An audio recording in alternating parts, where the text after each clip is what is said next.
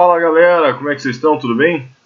Professor Paulo aqui e hoje a gente vai falar um pouquinho aí das nossas regrinhas de competência, né? Na aula passada a gente continuou, aliás a gente falou sobre competência, alguns critérios de determinação de competência, teve um material que eu deixei para vocês lá também no estúdio, né?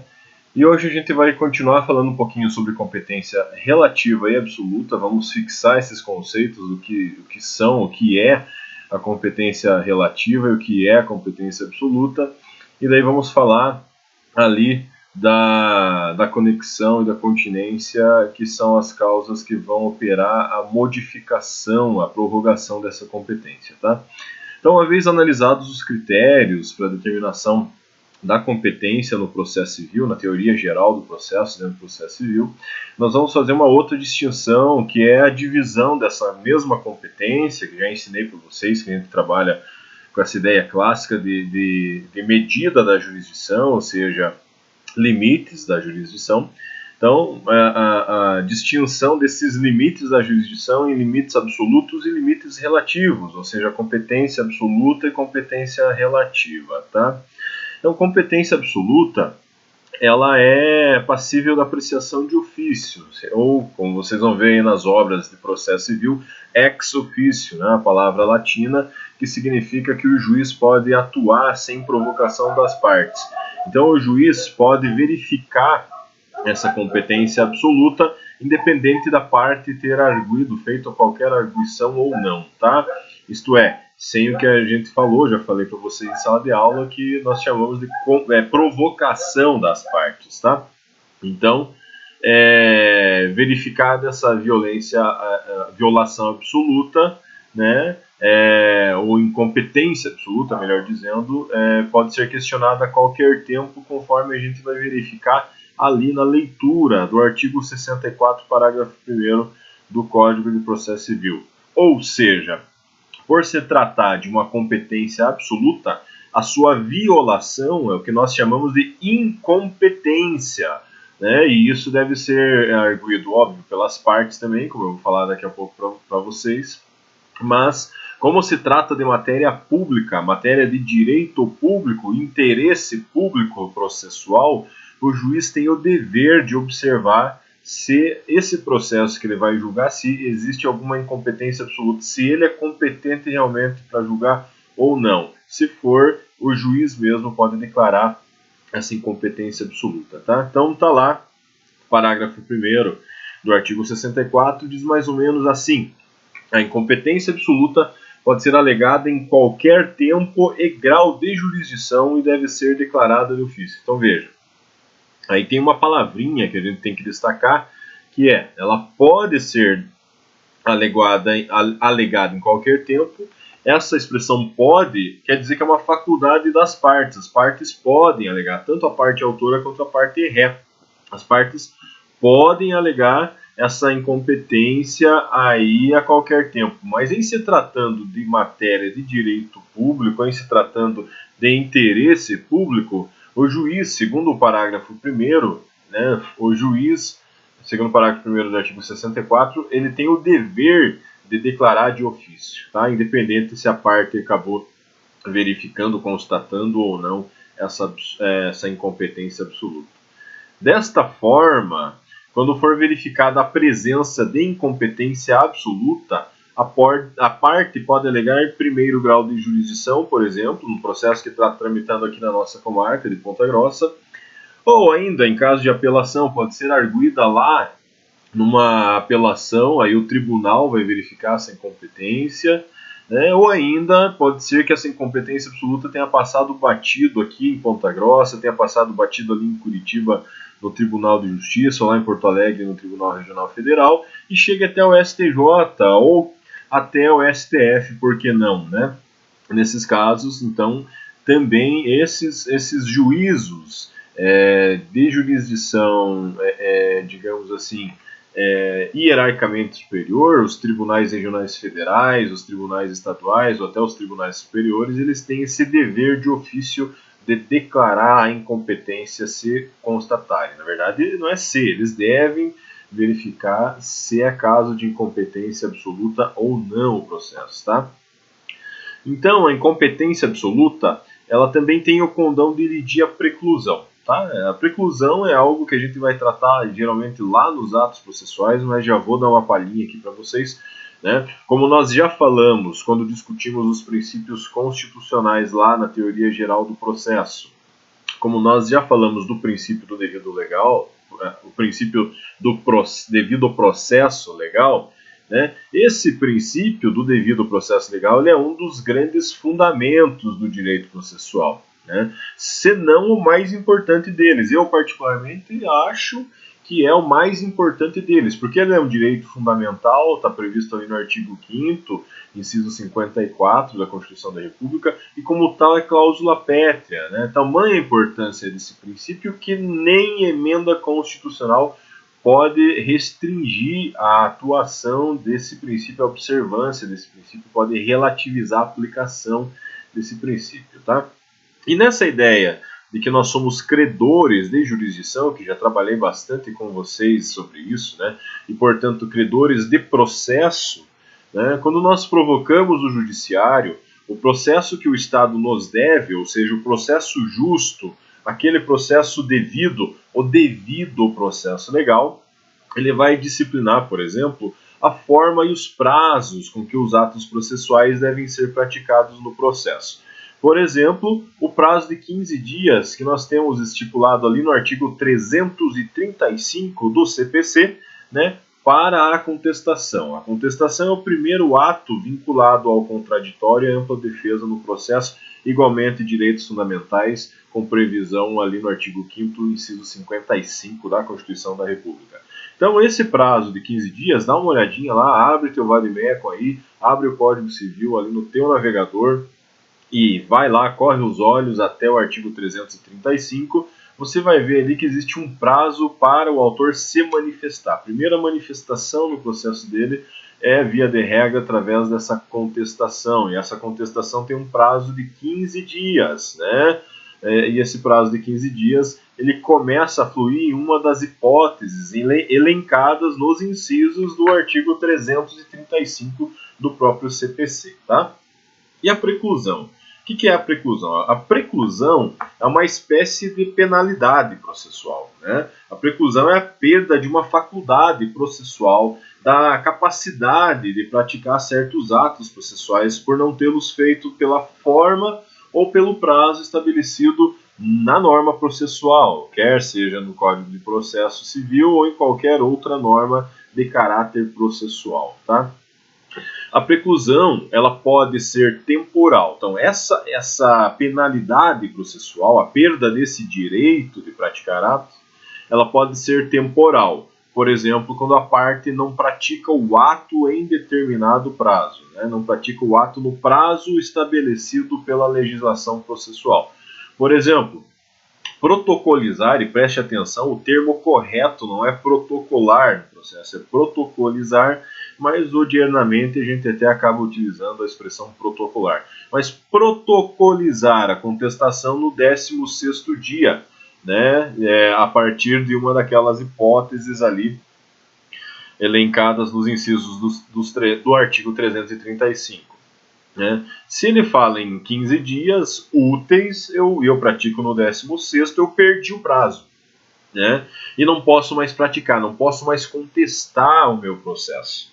Ou o processo em que eu sou réu, o processo em que eu sou a parte requerida, a parte reclamada. Né? Nesse caso, a preclusão ela é temporal, né? Porque ela se operou, se operacionalizou a partir do tempo, da perda desse tempo, né?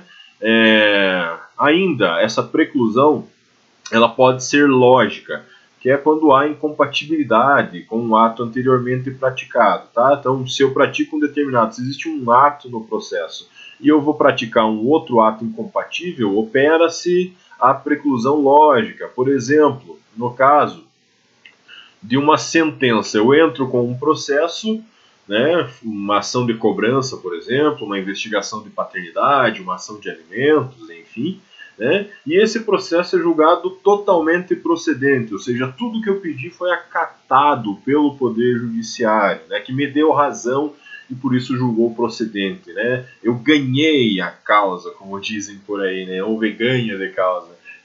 O meu processo foi julgado procedente. Nesse caso, por exemplo, não existe nenhuma razão para eu discordar da sentença, se eu acabei ganhando tudo aquilo que eu queria. E mesmo assim eu decido apelar da sentença. Ah, não curti, não era bem isso que eu queria. Pô, mas o que eu queria foi delimitado lá na petição inicial e de repente o Estado me dá, através da sentença, um ato processual, o Estado me dá exatamente o que eu pedi.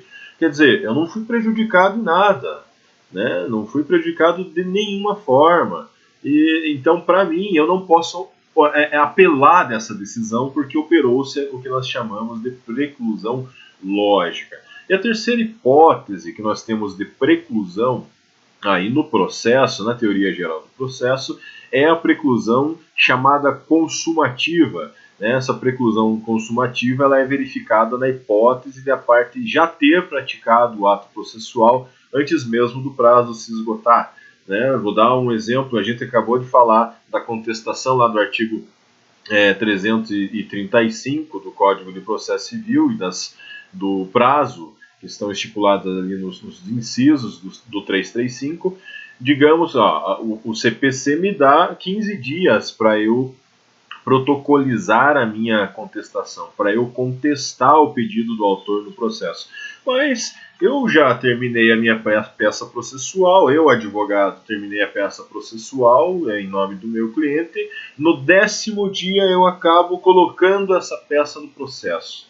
Acabo protocolizando essa contestação no processo no 10º dia. Por mais que ainda tenha 5 dias para terminar o meu prazo, como eu já pratiquei esse ato processual, que é a contestação, acabou se operando a preclusão chamada consumativa. Ou seja, eu não vou poder contestar de novo. Pensando melhor, faltou uma coisinha ali, eu vou tirar uma coisinha aqui, não curti muito bem, poderia ter escrito mais, poderia ter feito mais, ter usado mais jurisprudência. Não dá, não rola. Por quê? Porque já se operou a preclusão consumativa. Consumei o ato processual de contestação, por mais que ainda restem 5 dias para acabar o meu prazo, 5 dias úteis para acabar meu prazo, eu não posso mais contestar novamente, Não vou poder contestar, pois esse ato já foi praticado, opera-se, portanto, a preclusão consumativa, tá? Então, desta forma, mesmo que tenha havido preclusão, voltando ao que a gente estava falando de incompetência e competência absoluta, mesmo que tenha havido preclusão, o prejuízo processual de uma incompetência absoluta é tão grande que os atos processuais preclusos poderão ser novamente refeitos ou praticados. Tamanha é a presunção do prejuízo para as partes que uma incompetência absoluta pode causar no processo, Então, esses atos mesmo que preclusos, eles poderão ser novamente refeitos, poderão ser novamente praticados, e não há, portanto, nessa lógica, a preclusão no caso de se alegar a incompetência absoluta, Aleguei incompetência absoluta, por mais que até de repente eu já tenha contestado, e o 337 vai falar disso, do momento em que eu tenho que fazer a arguição da preclusão, posso arguir novamente essa preclusão, desde que se trate de uma incompetência. Aliás, posso arguir de novo essa incompetência, não a preclusão, obviamente, mas desde que ela seja uma incompetência absoluta e não relativa, tá? Se você descer, está acompanhando aí pelo Código de Processo Civil, na nossa disciplina de Teoria Geral do Processo, se você descer do 335 ali até o 337, inciso 2, o CPC, ali nesse artigo 337, inciso 2, você vai ver que incumbe ao réu alegar incompetência absoluta e relativa no momento da sua contestação, ou seja, o momento da resposta ao pedido inicial do autor. Mas não há preclusão em se tratando de incompetência absoluta, pelo que a gente acabou de falar. A incompetência absoluta poderá ser arguida pelo réu em qualquer outro momento do processo, e, como eu iniciei nesse vídeo, pode ser reconhecida ex officio, de ofício pelo juiz, sem que tenha sido arguida pelas partes, tanto pela parte autora quanto pela parte ré. Tá? E não há essa preclusão, né? Não há essa preclusão porque a competência absoluta ela não se prorroga, ou seja, ela não se modifica, nem mesmo por vontade ou acordo das partes, como nós podemos observar nos artigos 54 e 62, que eu vou comentar daqui a pouco com um pouquinho mais de profundidade, tá? Lembrem, eu falei para vocês em sala de aula que a finalidade do direito é a busca pela segurança jurídica e não a busca pela justiça. E daí que nós temos o Instituto do Trânsito em Julgado das decisões judiciais, né? E a formação do que eu já falei em sala de aula também, da chamada coisa julgada, ou seja, a decisão judicial em que não cabe mais recurso, ela vai estabilizar a relação jurídica processual, tá? Desta forma, quem ganhou, ganhou. Quem perdeu, perdeu. Quem é credor é o credor. Quem é devedor vai ser devedor para sempre, né? Estabilizada essa relação jurídica processual a partir da coisa julgada, da formação da coisa julgada. Porém, né, como a regra é quem ganhou, ganhou, quem perdeu, perdeu, né? Quem não chora, não mama, já tem sentença, já não cabe mais recurso, já fez coisa julgada, né? Porém, né, eu preciso falar para vocês que, pelo menos em regra, ou seja, né, pelo menos pelo que nós tiramos aí da maioria da doutrina e da jurisprudência na teoria geral do processo, não vai se discutir mais o mérito desse processo com a formação dessa coisa julgada. Tá? Porém, aliás, acho que está meio escuro aqui. Deixa eu dar uma melhorada aqui na nossa iluminação. Aí, maravilha. Então, né, estava falando que quem ganhou, ganhou, estabilização aí da coisa julgada e tal, né? Então, lembrem, né, eu falei para vocês da questão de segurança jurídica, por isso a questão da coisa julgada e tal e tal. Né? Mas, se essa decisão que acabou transitando em julgado, né, for proferida por um juízo absolutamente incompetente, ela pode ser desconstituída. Essa sentença pode ser desconstituída por um novo, ou através, por meio de um novo processo que nós vamos chamar comumente de ação rescisória. Na verdade, se você for olhar a natureza jurídica dos institutos, não é uma ação rescisória, é um processo rescisório, né? Já a violação, então, incompetência absoluta, né? Ela pode ser arguida a qualquer momento pelas partes e deve ser declarada ex officio pelo juiz, é que nós retiramos aí do nosso Código de Processo Civil, tá? Com relação à competência relativa, a outra forma de competência que nós temos aqui no processo, né? A violação dessa competência relativa, ou seja, a incompetência relativa, ela não é passível de declaração de ofício. Tá? É a primeira distinção que a gente tem aí com a incompetência absoluta. O reconhecimento da competência relativa, ou da incompetência relativa, ele depende, por isso mesmo, da manifestação da vontade do réu, vedada a apreciação de ofício do juiz. Tá? E é isso que a gente retira ali do artigo 337, parágrafo 5º do Código de Processo Civil. A sua inobservância, né, não, aliás, melhor dizendo, a sua observância, assim que observado a existência de uma incompetência relativa, ela não autoriza a rescisão dessa decisão automática, né? Então não vai, a não observância não autoriza a rescisão da decisão após o trânsito em julgado, via de regra, tá? A não ser que se trate aí de uma incompetência absoluta. Por que que não? Porque nessa eu não posso alegar a qualquer tempo, e daí aqui vai se operar a preclusão, tá? Mas assim, meu querido aluno, aí, do terceiro período da Unicesumar, eu sempre falo em sala que você está tendo o privilégio de um processo civil relativamente novo. né, diferente do processo civil que eu estudei, um processo novo de 2015, que entrou em vigência em 2016, né, mas além de novo, ele é um outro processo, né, um processo diferente, tá? Um processo bem diferente. Por isso, se atente na hora de comprar os livros. Eu já tive alunos que vieram aí com alguns livros, e esses livros, quando eu observei, conversei com o aluno, ele era de uma edição que ainda não tratava do processo a partir do Código de Processo Civil de 2015, sim lá do de 73, lá de trás, né? Então veja bem, por isso que eu gostaria de pedir para que você se atente na hora de comprar e consultar os livros de teoria geral do processo.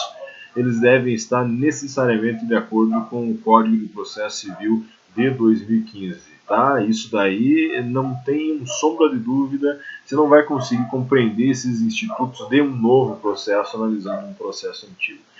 E por que eu falei isso? Por que você está falando disso, professor? Nada a ver com a aula. Sim, tudo a ver com a aula. Por quê? Porque o Código de Processo Civil de 2015, ele aboliu duas outras distinções que nós tínhamos com relação à competência absoluta e competência relativa, ou com relação às violações dessas competências, a incompetência absoluta e a incompetência relativa. Tá? Diferentemente do que o CPC de 1973, que ficou em vigência até 2016, exigia do ponto de vista formal. Por quê? Porque ele exigia, nesse ponto de vista formal, que a arguição da incompetência, da falta de competência, portanto, né, da incompetência absoluta ou relativa, deveria ser feita em preliminar de contestação. Né? Mas não só. Agora, o Código de Processo Civil atual, ele vai determinar esse momento, tá?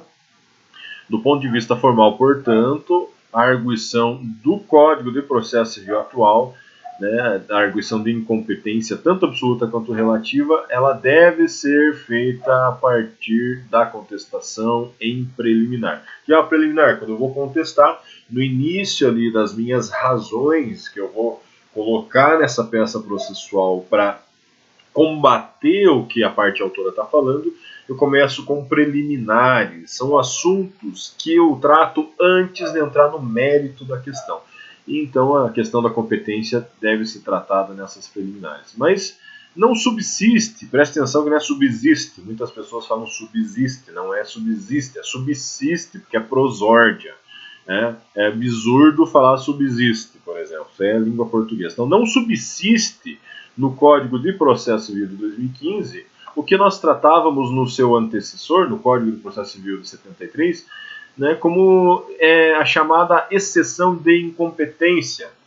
Então eu tinha que entrar com uma outra peça processual em apartado, chamada de exceção, né, direcionada para o mesmo juízo, para daí esse juízo, antes de julgar o meu processo, ele julgar a questão da incompetência nessa exceção.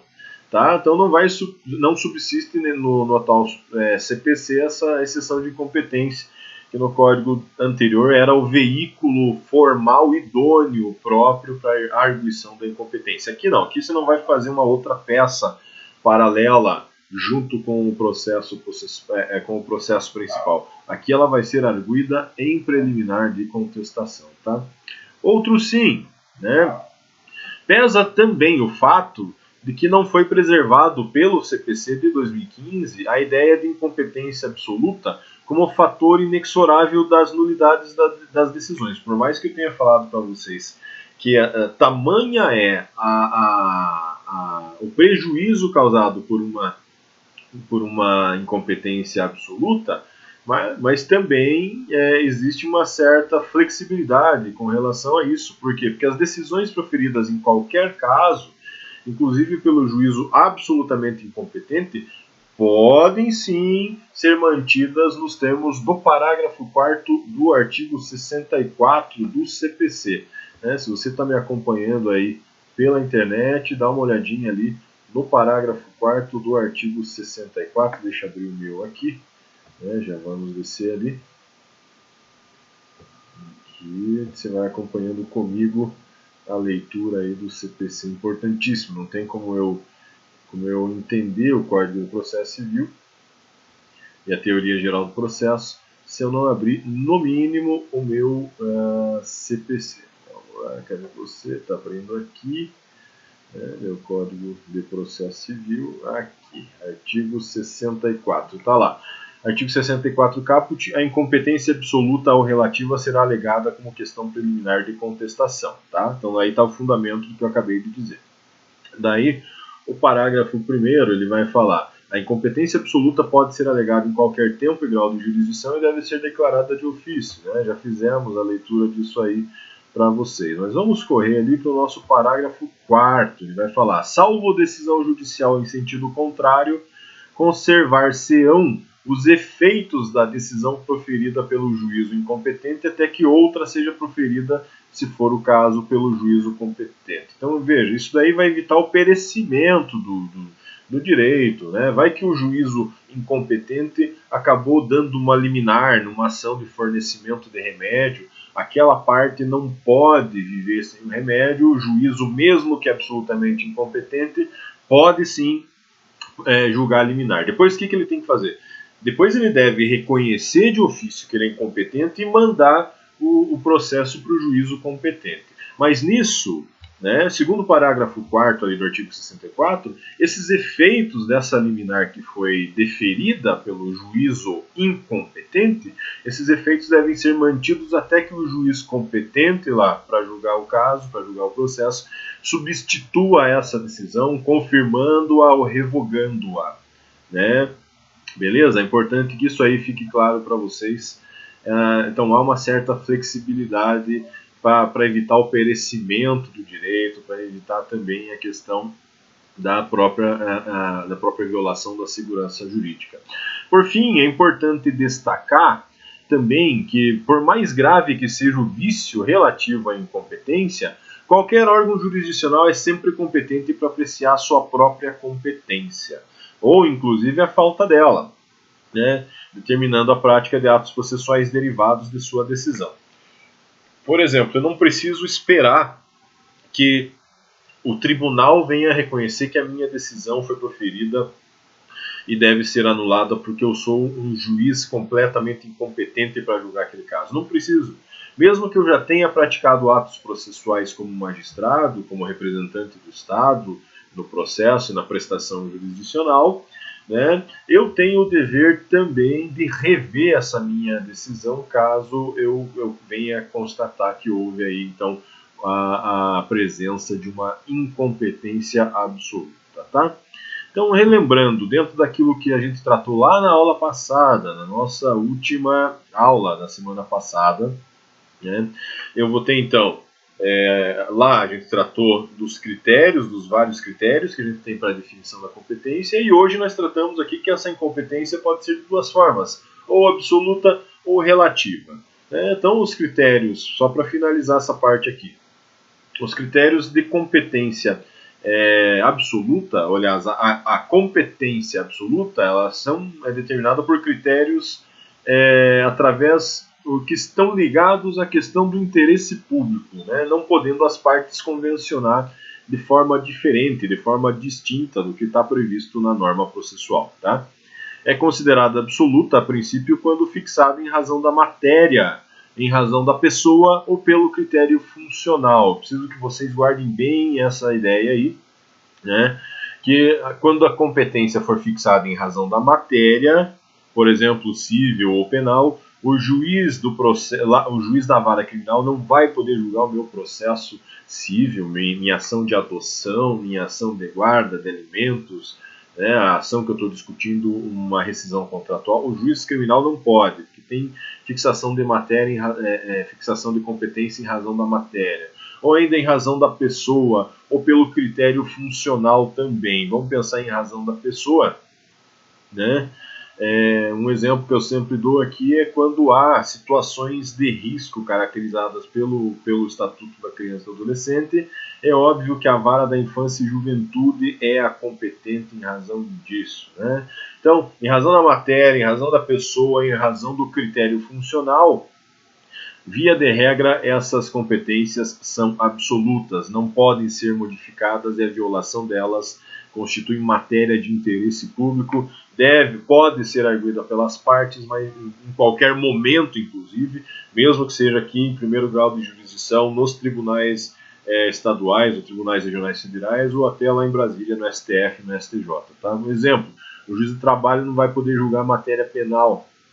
Não há essa possibilidade, porque a fixação da competência ela é absoluta.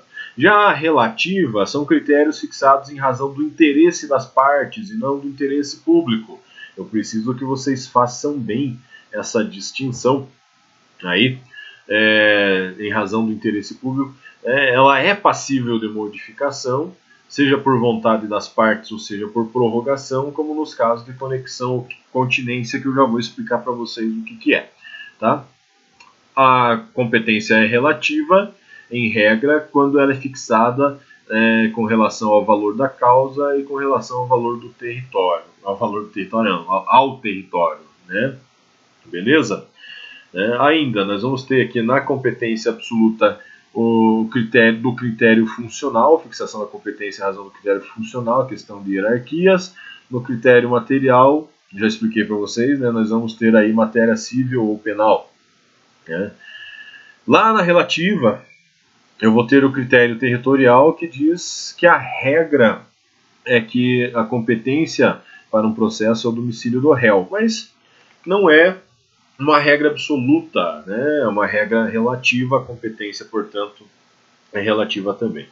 Tá? E também a competência fixada em razão do valor da causa. Toda causa vai ser atribuído um determinado valor, ainda que não tenha conteúdo econômico imediato ao processo, né? Mas eu vou ter que estar lá nos requisitos que a gente tem. Na minha petição inicial, vou ter que colocar o valor da causa. Mas isso não vai impedir que outro juízo relativamente competente possa apreciar o meu processo. Tá? Na incompetência absoluta, eu vou ter, então, matéria de ordem pública e, por isso, ela deve ser declarada de ofício pelo juiz. E aqui, na incompetência relativa, eu vou ter não o interesse público, mas sim o interesse particular das partes. Né? E esse interesse particular, então, ele pode ser flexibilizado em razão de não constituir matéria de ordem pública, é só o interesse das partes que estão em jogo ali, tá? Na incompetência absoluta, isso é importante vocês lembrarem, quando eu estou falando de incompetência absoluta ou competência absoluta, a sua violação ela vai tornar os atos processuais nulos. Lá na relativa, se não for arguida e reconhecida no tempo previsto no processo, né, ali esses atos decisórios eles vão continuar tendo efeitos jurídicos no meu processo. Tá? Importante que vocês saibam disso. E para finalizar a distinção entre as duas, ali a minha competência absoluta, o juiz tem o dever de alegar e as partes podem alegar, como está ali no nosso Código de Processo Civil que eu acabei de ler para vocês. Na competência relativa, somente o réu vai poder alegar, né? É uma matéria aí que ele deve fazer essa arguição na sua peça processual, beleza? Espero que tenha ficado claro. Qualquer dúvida, vocês sabem aí onde me encontrar. Então, uma vez que eu já vi os critérios na aula passada para definir a competência, uma vez que agora eu vi que essas competências que vão ser determinadas por aqueles critérios, elas podem ser ou absolutas ou relativas, né? Ou seja, uma vez fixada a competência, com observância daquelas regras vistas na aula passada e também nas considerações que eu acabei de fazer, né? Há algumas situações que podem fazer o que nós chamamos de prorrogação da competência, ou seja, a modificação, né? A prorrogação da competência é o deslocamento dessa competência, a modificação dessa competência, desde que se trate, obviamente, de competência relativa, porque se for tratar de competência absoluta, eu não posso prorrogar. Falei isso já hoje para vocês. Não posso prorrogar, quer dizer, eu não posso modificar. O juízo que é competente para julgar os casos criminais não pode atuar em outros casos que não sejam os criminais. Isso é a fixação da competência em razão da matéria, civil ou criminal. Né? Agora, quando eu estou falando de matéria vinculada à competência relativa, há no Código de Processo Civil a possibilidade dessa matéria aí, de conteúdo relativo, flexibilizado, então poder ser deslocado, poder ser prorrogado, ou como nós chamamos, poder ser modificado. Prorrogação e modificação da competência são sinônimos, vocês vão achar aí basicamente em todos os livros de teoria geral do processo e processo civil que vocês lerem. Então essa prorrogação, ela tem fundamento ali na seção 1, na seção 2 do capítulo 1 do título 3 do livro 2 da parte geral do Código de Processo Civil. Aonde, professor? A partir do artigo 54, que vai falar assim: a competência relativa poderá modificar-se pela conexão ou pela continência, observado o disposto nesta seção. Né? Então aqui impera para mim a necessidade de eu fazer essa distinção do que é conexão e o que é competência. Bom, primeiramente, há 4 fatores que podem modificar a competência. Primeiro, a conexão. Segundo, a continência. Terceiro, o foro de eleição. E quarto, a inércia do réu em alegar a incompetência relativa, que é um ônus do réu que deve ser feito na contestação como preliminar. Lembrando, ela não vai poder ser reconhecida em outros graus de jurisdição. O momento processual para o réu arguir a competência ou a incompetência relativa é na contestação como preliminar. E se ele não faz, aí opera-se a preclusão, tá? Depois ele não pode fazer, beleza? Mas vamos dar uma olhadinha em cada uma dessas 4 possibilidades aí. Primeiro vamos tentar compreender o que é essa tal conexão, né? Que o CPC fala, os livros do processo falam e que eu estou falando aqui também. Então o artigo 55 do Código de Processo Civil, ele traz uma definição legal do que pode ser entendida como conexão, falando que reputam-se conexas duas ou mais ações quando lhes for comum o pedido ou a causa de pedir. Aqui eu vou ter que trabalhar com esses conceitos do que é pedido e o que é causa de pedir, tá? Então a conexão se dá ali quando 2 ou mais postulações, dois ou mais processos estiverem comuns, em comum entre si, ou comum entre si o pedido, que é aquele objeto do processo. Né? Alguns autores do processo civil assim, vão falar no bem da vida pretendido pelo processo, né? O que está sendo disputado no processo, o objeto do próprio processo. Então, se ele tem em comum entre as partes o mesmo pedido, é caso de conexão. A outra hipótese de conexão, que está ali no artigo 55, é a questão da causa de pedir. Ou seja, a causa de pedir são os fundamentos fáticos e jurídicos que embasam e justificam o pedido do autor. Tá? Por exemplo, em razão do contexto de isolamento social, já que estamos vivendo em épocas de Covid-19, isolamento social, quarentena e tal, eu tenho um contrato, né, elaborei um contrato com um fornecedor, por exemplo. Em razão dessa quarentena, eu tive que dispensar os meus funcionários e não consegui honrar a minha parte no contrato, por exemplo, que era fazer o pagamento. Por outro lado, esse contratante, ele tinha também uma obrigação contratual que era mandar os objetos que eu trabalho aqui, já que ele é um fornecedor, né? Ele vai me mandar os objetos, eu sou um revendedor de alguma coisa, vamos pensar aí, sei lá, ramo de autopeça, loja de tinta, não sei. E o cara não mandou. E o combinado era, ele ia me mandar e chegando aqui eu ia fazer o depósito na conta dele. Ele não me mandou e eu também não fiz o depósito porque eu não tinha dinheiro. Mas para mim, quem está inadimplente é ele. Eu não vou reconhecer que eu estou inadimplente. Não, o cara não me mandou lá as peças que eu pedi, que eu fiz o pedido. E ele, por sua vez, não vai também compreender que eu, né, aliás, que ele está em débito comigo. Né? Estamos falando de inadimplemento, já que vocês estão tendo o direito das obrigações agora.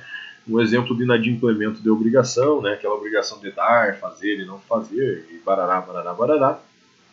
E nisso, por exemplo, eu entro com uma ação aqui em Ponta Grossa, né, buscando o reconhecimento do inadimplemento dele, para daí poder ter a multa contratual, e ele entra com uma outra lá em Curitiba. Ele mora em Curitiba, tem sede da empresa em Curitiba, eu moro aqui em Ponta Grossa, sede da minha empresa aqui em Ponta Grossa, então ele entra lá em Curitiba, eu entro aqui em Ponta Grossa. Veja que é praticamente o mesmo pedido, né?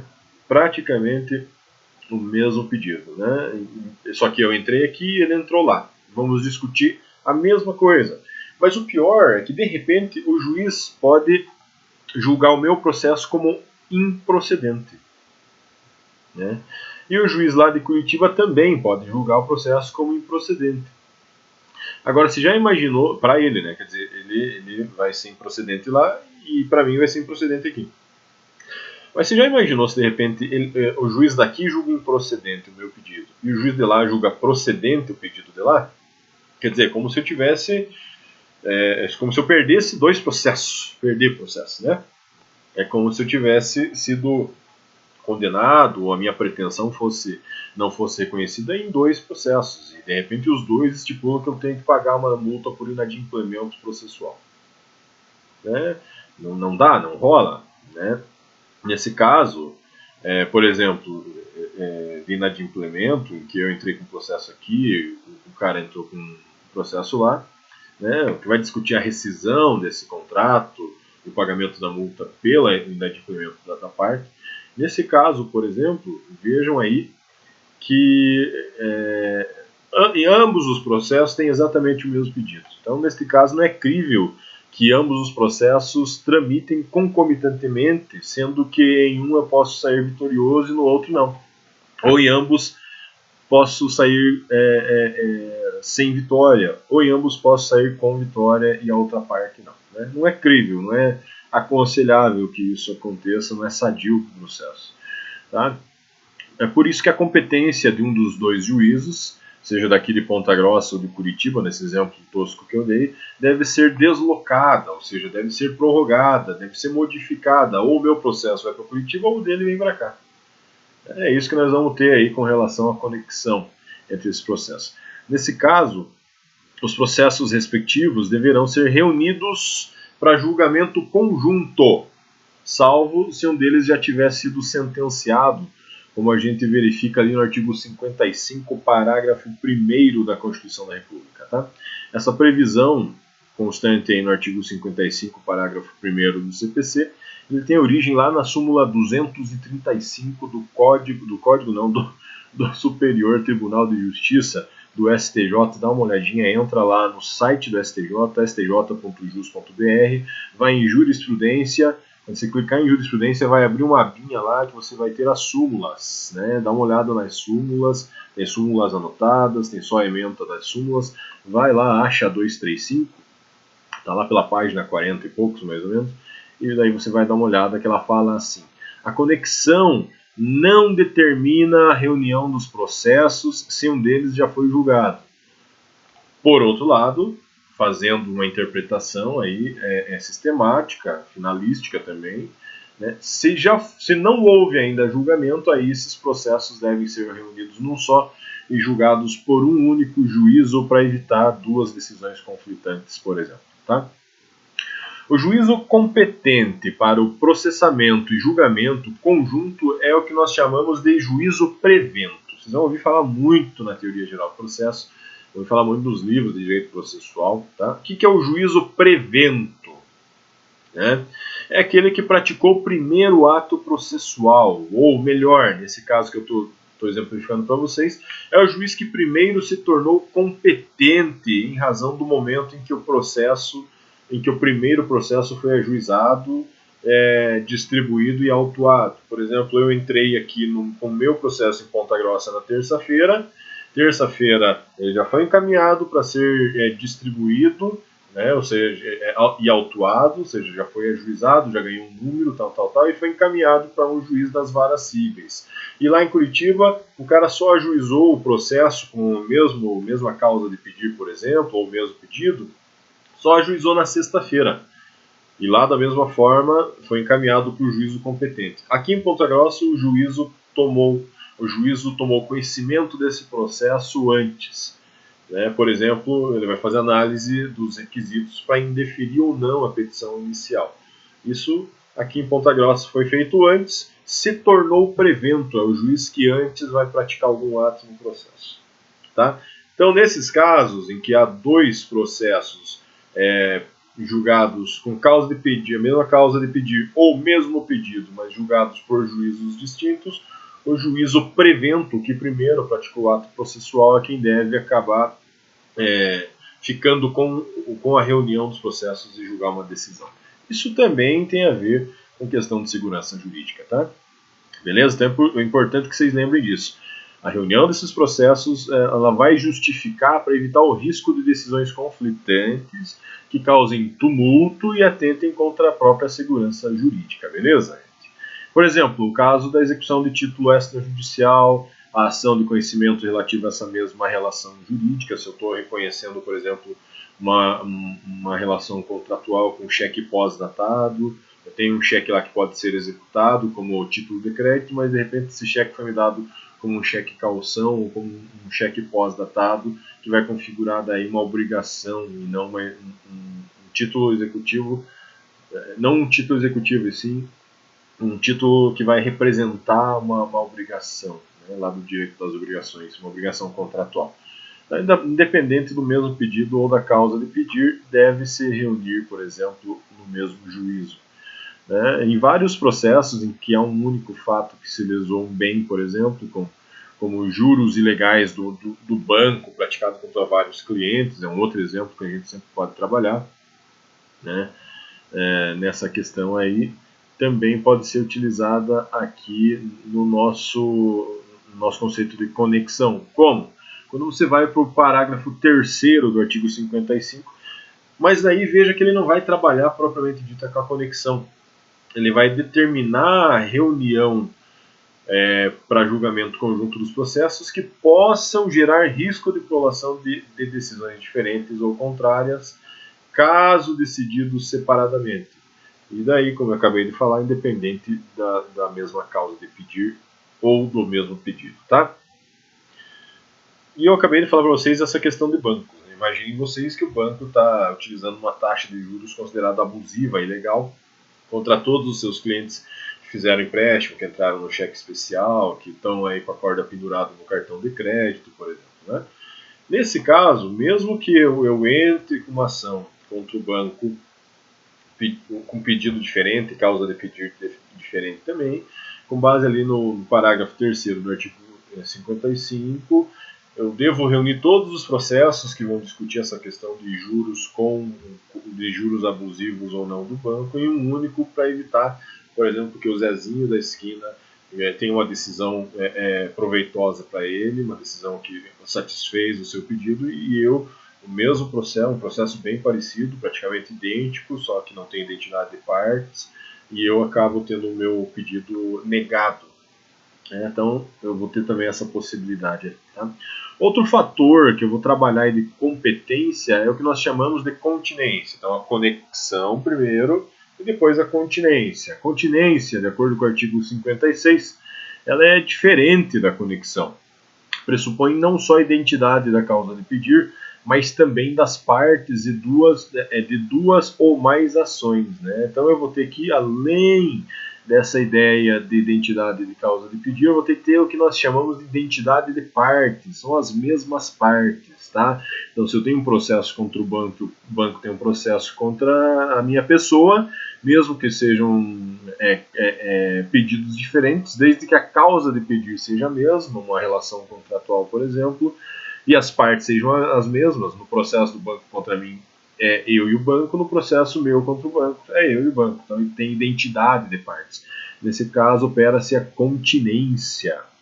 Então aqui imperada então a identidade de partes, né? Também, mesmo que o objeto do processo, o bem da vida, como eu falei agora há pouco para vocês, seja mais amplo em um processo do que outro, né? Aqui eu estou discutindo apenas uma indenização por danos morais, o banco está decidindo, por exemplo, eu estou pedindo 60 mil, o banco entrou com uma ação contra mim pedindo ali inadimplemento contratual, né, no valor de 15 mil reais. Veja que o meu pedido é mais amplo do que o pedido do banco. Mesmo assim, identidade de partes e causa de pedir vai justificar a reunião do processo pela chamada continência. Beleza? Espero que tenha ficado claro esse conceitinho aí de conexão e de continência. Né? Continuando nesse exemplo, aqui ainda também reside um outro traço distintivo com aquele instituto lá da conexão, né, que é a questão do pedido. Né?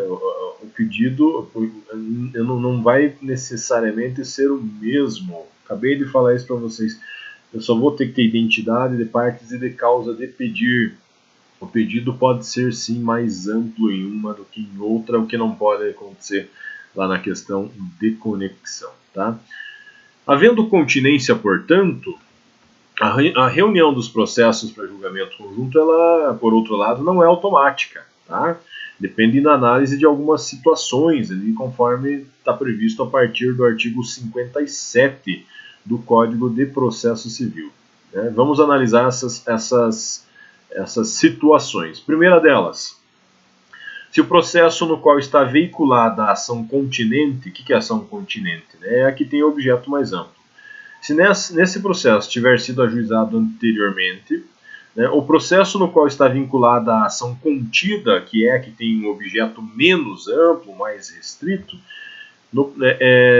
deverá ser proferida a sentença sem resolução do mérito. Imaginem vocês, no mesmo exemplo, eu entrei contra o banco pedindo 60 mil, o banco entrou contra mim pedindo 15 mil. Eu entrei em decorrência de danos morais, ele entrou em decorrência ali de inadimplemento contratual. A causa de pedir é a mesma, a relação jurídica é decorrente de um contrato de empréstimo, alguma coisa assim.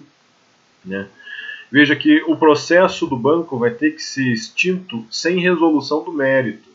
E isso eu vou ter lá no artigo 485, inciso 10 do CPC.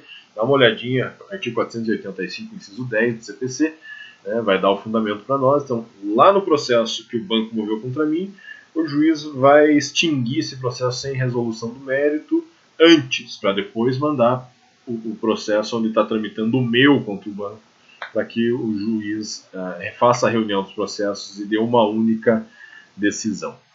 Mas, se, contudo, né, o processo que contém a ação contida for anterior ao que tem a ação continente, ou seja, o processo que tem o pedido menos amplo, né, mais restrito, for anterior ao processo que tem o pedido mais amplo, ambos devem necessariamente ser reunidos para julgamento conjunto perante o juízo prevento, perante o juízo que primeiro praticou o ato processual no processo.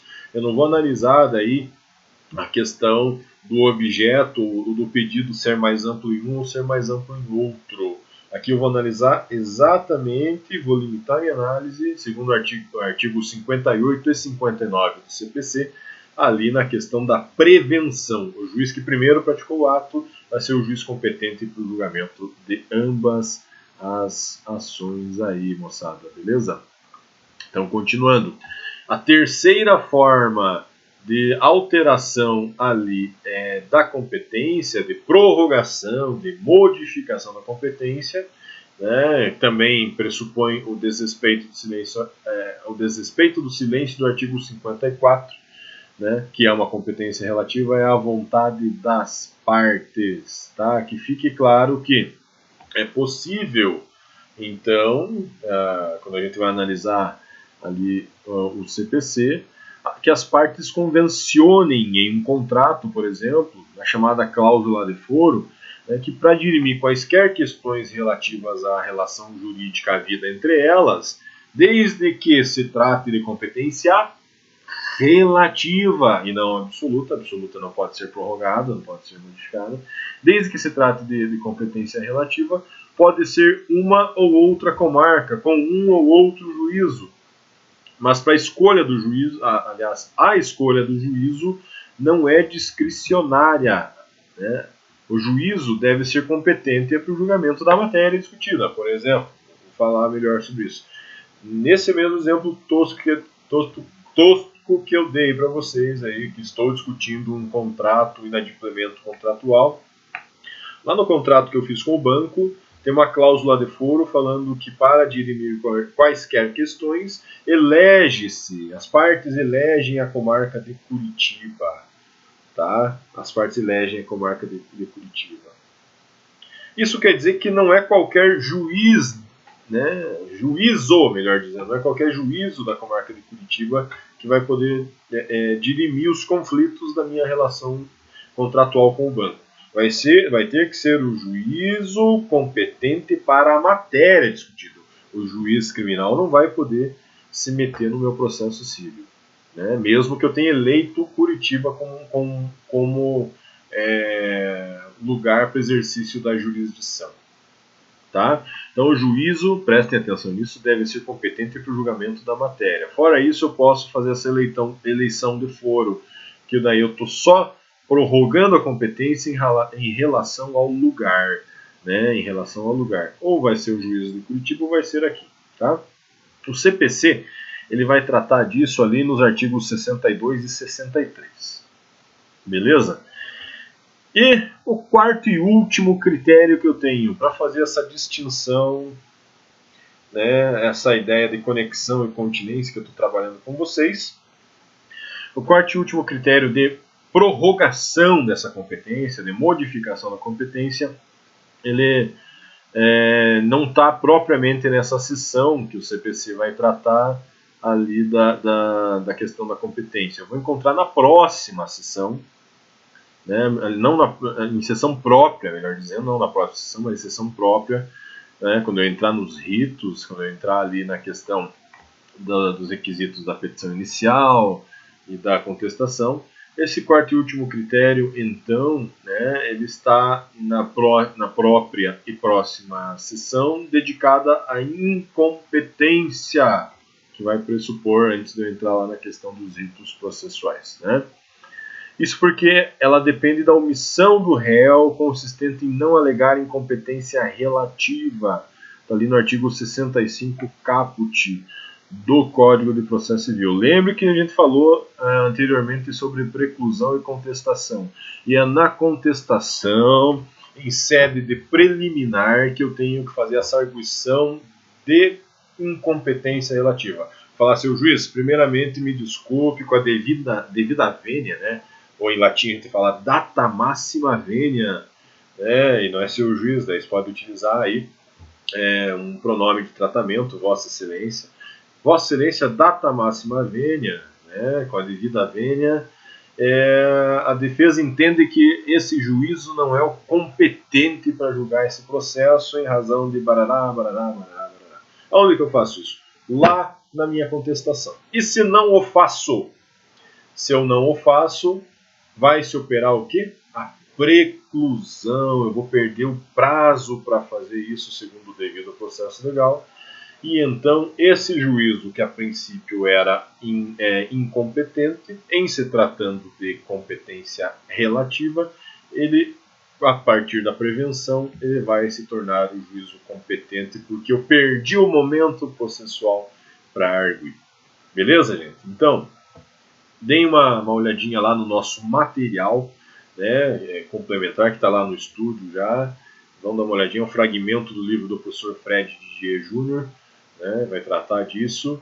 E quaisquer dúvidas, pode me mandar mensagem direct no Instagram, pode entrar no Twitter, pode me mandar mensagem no WhatsApp. Estou à disposição de vocês.